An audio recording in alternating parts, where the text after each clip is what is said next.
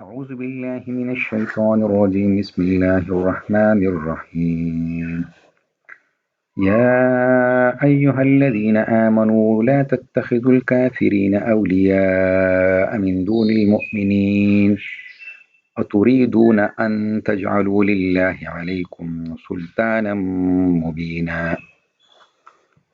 ترجمہ ایمان والوں مومنوں کو چھوڑ کر کافروں کو دوست نہ بناؤ۔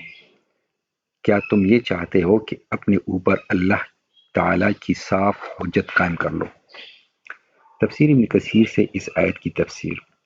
کافروں سے دوستیاں کرنے سے، ان سے دلی محبت رکھنے سے، ان کے ساتھ ہر وقت اٹھنے بیٹھنے سے، مسلمانوں کے بیچ ان کو دینے سے اور پوشیدہ تعلقات ان سے قائم رکھنے سے اللہ تعالیٰ ایمانداروں کو روک رہا ہے، جیسے اور آیت میں ہے، یعنی مومنوں کو چاہیے کہ بجز مومنوں کے کفار سے دوستی نہ کریں۔ ایسا کرنے والا اللہ کے ہاں کسی بلائی کا مستحق نہیں۔ ہاں اگر صرف بچاؤ کے طور پر ظاہر داری ہو تو اور بات ہے۔ اللہ تعالیٰ تمہیں اپنے آپ سے ڈرا رہا ہے، یعنی اگر تم اس کی نافرمانیاں کرو گے تو تمہیں اس کے عذابوں سے ڈرنا چاہیے۔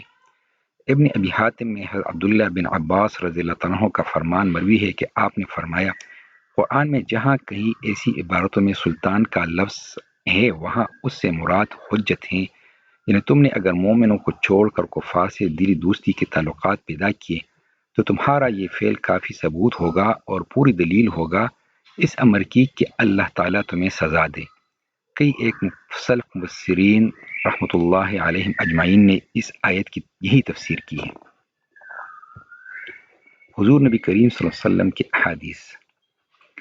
ہم سے ابو نعیم نے بیان کیا، کہا ہم سے زکریا نے بیان کیا، ان سے عامر نے کہا کہ میں نے انہیں یہ کہتے سنا ہے کہ میں نے نعمان بن بشیر سے سنا، وہ بیان کرتے تھے کہ رسول اللہ صلی اللہ علیہ وسلم نے فرمایا، تم مومنوں کو آپس میں ایک دوسرے کے ساتھ رحمت و محبت کا معاملہ کرنے اور ایک دوسرے کے ساتھ لطف و نرم خوئی میں ایک جسم جیسا پاؤ گے کہ جب اس کا کوئی ٹکڑا بھی تکلیف میں ہوتا ہے تو سارا جسم تکلیف میں ہوتا ہے، ایسا کہ نیند اڑ جاتی ہے اور جسم بخار میں مبتلا ہو جاتا ہے۔